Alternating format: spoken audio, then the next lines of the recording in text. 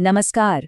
आगामी जनगणना field work की तैयारियों पर आधारित आज के इस विश्लेषण में हम बात करेंगे भवन, मकान और परिवार से जुड़े उन सारे कन्फ्यूजन्स के बारे में जो अक्सर फील्ड में सामने आते हैं। आज का हमारा लक्ष्य बिल्कुल साफ है, डेटा को 100% सटीक बनाना। तो चलिए, बिना किसी देरी के सीधे मुद्दे पर आते हैं। आइए जल्दी से देख लेते हैं कि आज हम किन प्रमुख बिंदुओं पर चर्चा करने वाले हैं। भवन और मकान में क्या बुनियादी अंतर है, सही नंबरिंग के मूल नियम क्या है, ग्राउंड मैप और ऐप एंट्री कैसे काम करती है, ऐप का ऑटोमेशन कैसे मदद करता है, और आखिर में फील्ड में आने वाले कुछ विशेष और जटिल मामले। तो शुरुआत करते हैं अपने पहले विषय से, भवन और मकान के बीच का अंतर। फील्ड में उतरने वाले हर प्रगणक यानी एन्यूमरेटर के लिए ये समझना सबसे बुनियादी है। देखिए, बाहर से दिखाई देने वाली जो पूरी भौतिक संरचना है ना, उसे हम जनगणना भवन कहते हैं। और उसी भवन के अंदर उपयोग की जाने वाली जो अलग अलग स्वतंत्र इकाइयां हैं, वो जनगणना मकान कहलाती हैं। इसे एक रशियन डॉल की तरह सोचिए। जो बाहरी आवरण है वो हमारा जनगणना भवन है और उसके अंदर छिपी स्वतंत्र इकाइयां हमारे जनगणना मकान है ना दिलचस्प? अब इसे एक असली उदाहरण से समझते हैं जो अक्सर हमें देखने को मिलता है। मान लीजिए एक बिल्डिंग है जिसमें नीचे एक दुकान चल रही है। पहली मंजिल पर मकान मालिक खुद रहते हैं और दूसरी मंजिल किराएदार को दी गई है। और हाँ, इन सब के प्रवेश द्वार बिल्कुल अलग अलग है। तो ये पूरा ढांचा सिर्फ एक जनगणना भवन गिना जाएगा, लेकिन इसके अंदर 3 बिल्कुल अलग अलग जनगणना मकान दर्ज किए जाएंगे। कॉन्सेप्ट एकदम क्लियर?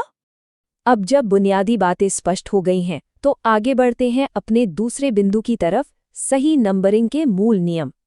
ग्राउंड पर नंबरिंग का काम हवा में नहीं हो सकता। इसका एक बहुत ही सख्त क्रमिक पैटर्न होता है। शुरुआत हमेशा आवंटित ब्लॉक के उत्तर पश्चिम यानी नॉर्थ वेस्ट कोने से करनी होती है। उसके बाद बस गलियों और सड़कों के प्राकृतिक क्रम को फॉलो करते हुए आगे बढ़ना है और अंत में दक्षिण पूर्व यानी साउथ ईस्ट कोने पर जाकर अपनी नंबरिंग समाप्त करनी है। यह रूट इसलिए बनाया गया है ताकि कोई भी संरचना न तो छूट जाए और न ही गलती से 2 बार गिनी जाए। यहाँ एक बहुत ही ध्यान देने वाली बात है।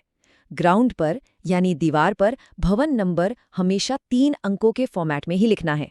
जैसे कि सिर्फ 17 लिखने के बजाय 017 यानी 017 लिखना है। ऐसा क्यों? क्योंकि सोचिए, अगर दीवार पर सिर्फ 9 लिखा है तो कोई भी शरारती तत्व उसके आगे एक 0 लगाकर उसे 90 बना सकता है और बस हमारा पूरा डेटा क्रम वही बिगड़ जाएगा। तो सुरक्षा सबसे पहले। चलिए अब इस पूरी प्रक्रिया के सबसे अहम हिस्से पर आते हैं, ग्राउंड, मैप और ऐप एंट्री के बीच का तालमेल। अब जो बात सामने आ रही है वो पूरी डॉक्यूमेंटेशन प्रक्रिया को बेहद आसान बना देगी। अगर हम ध्यान दें तो लाइन नंबर और परिवार क्रमांक का ग्राउंड या मैप से कोई सीधा लेना देना नहीं है। ये पूरी तरह से ऐप के अंदर ही रहते हैं। भवन नंबर को हमें तीनों जगह दर्ज करना होता है और मकान नंबर की बात करें तो वो ग्राउंड पर, मैप में और ऐप में बिल्कुल अलग अलग तरीके से दर्ज होता है। ये मैट्रिक्स समझना बेहद जरूरी है। आइए इसे थोड़ा और बारीकी से देखते हैं। जब हम भौतिक दीवार पर पेंट से लिखते हैं तो वहाँ ज, भ यानी जनगणना भवन जैसे प्रीफिक्स के साथ 3 अंकों का फॉर्मेट इस्तेमाल करते हैं, जैसे ज, भ 017। लेकिन जब बात नजरी नक्शे या लेआउट मैप की आती है तो काम आसान हो जाता है। बस एक चौकोर डिब्बे के अंदर वो नंबर लिख देना है। हाँ, अगर उस भवन के अंदर 1 से अधिक मकान है तो उनकी कुल संख्या को ब्रैकेट में जरूर लिखना है। अब रुक करते हैं तकनीकी पहलू का, ऐप ऑटोमेशन और परिवार। देखते हैं कि HLO ऐप कैसे काम करता है। सच कहें तो ये ऐप फील्ड वर्कर्स का आधा बोझ तो ऐसे ही कम कर देता है। ये लगातार 4 अंकों वाले मकान नंबर और लाइन नंबर को खुद ब खुद यानी ऑटोमेटिक जनरेट करता है। बस एक बात का ध्यान रखना है कि भवन नंबर को हमें मैन्युअली टाइप करना पड़ता है। और मज़े की बात यह है कि ऐप में एंट्री करते समय उन शुरुआती 0 की कोई ज़रूरत नहीं होती। मतलब सुरक्षा वाले 0 छोड़कर सीधे 17 टाइप किया जा सकता है। एक और कंफ्यूजन जो अक्सर होता है वो है ऐप के बटनों का। इन 2 बटनों का सही उपयोग समझना बहुत ज़रूरी है। जब हम एक ही भवन के अंदर एक नई और अलग मकान इकाई की एंट्री कर रहे हों तो हमें न्यू बटन दबाना है। लेकिन अगर उसी सेम मकान इकाई के अंदर कोई दूसरा परिवार भी रह रहा है तो उस दूसरे परिवार के लिए रिपीट बटन का इस्तेमाल करना है ना? बिल्कुल सीधा सा गणित। अब बात करते हैं एक बहुत ही खास नंबर की, 999।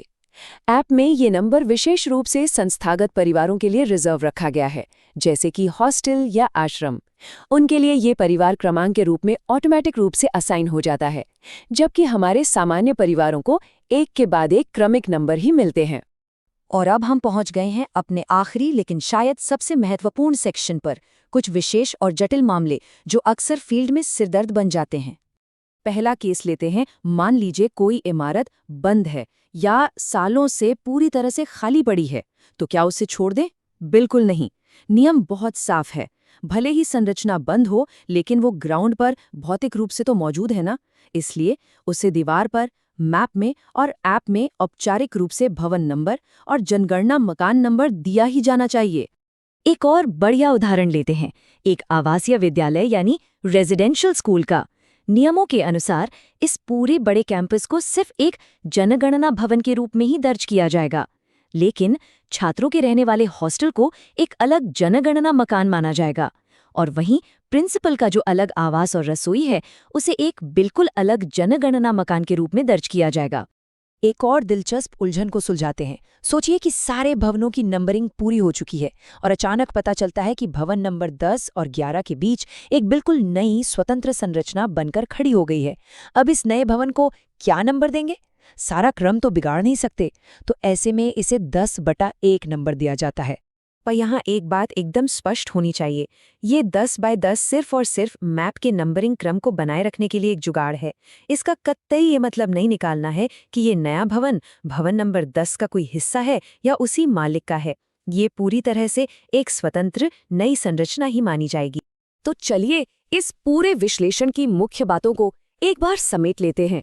हमेशा बाहरी भवन को आंतरिक मकान से अलग समझकर चलना है। ग्राउंड नंबरिंग करते समय 3 अंकों की सुरक्षा का पूरा ध्यान रखना है। ग्राउंड मैप और ऐप वाले मैट्रिक्स को बिल्कुल सख्ती से फॉलो करना है। और हाँ, ऐप के न्यू और रिपीट फंक्शंस में कभी गड़बड़ नहीं करनी है। आज के इस विश्लेषण को हम एक अहम सवाल के साथ खत्म करते हैं।